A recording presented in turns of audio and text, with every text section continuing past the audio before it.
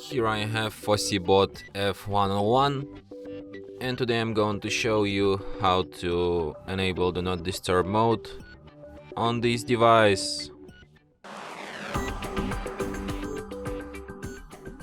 So firstly you should go to the upper bar, and here you can find the button do not disturb.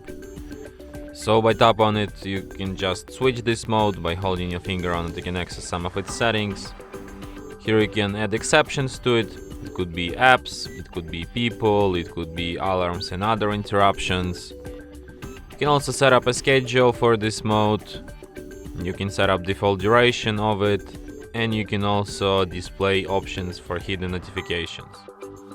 Like you can only disable sound from notifications, or you can disable visuals and sound. And that's it. Thanks for watching. If you find this tutorial useful, don't forget to hit that like button and subscribe to our channel.